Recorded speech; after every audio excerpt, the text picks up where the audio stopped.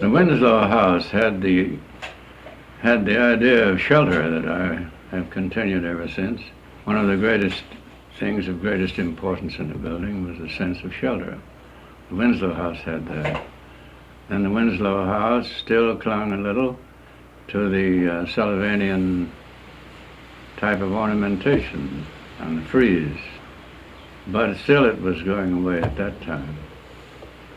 But it was about until the Coonley house was an instance, as many designs of that period were, of the individualized, what we call the zoned house, where the dining room is a unit, where the living room is a unit, where the bedrooms are a unit, and where they're all connected gracefully together around and according to environment.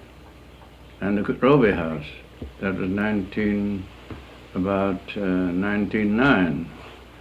From 1903 and 4 to 1909 was the developing of the open plan.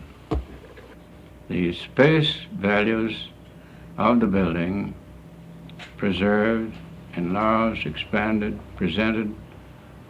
It makes an entirely new architecture, and Unity Temple is the first expression on it.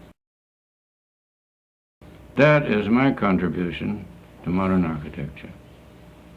And that, to me, is modern architecture. I'm still fighting a divorce of man from the elements of nature that he belongs to, that he has been fashioned according to. I never want him to be separated from the elements that constitute the body of his universe.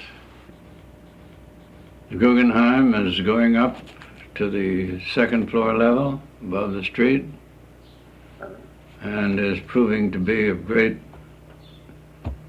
challenge to all New York, because it's the first time that in New York a modern 20th century building has been built. All the buildings in New York are 19th century buildings in the sense of the old engineers' bridge construction. They're all boxed frames, boxing, and built from the outside in, and the museum is built from the inside out, and the concrete is the building. All those other buildings are faced with something. This thing is integral. You feel it when you go to see the building. It looks solid, the other stuff all looks cracker box. Here's the Welsh definition of a genius that comes down from King Arthur's Round Table.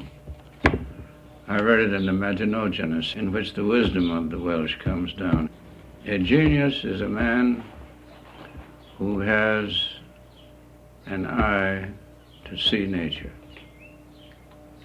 A genius is a man who has a heart to feel nature. And a genius is a man who has the courage to follow nature. Beat that if you can.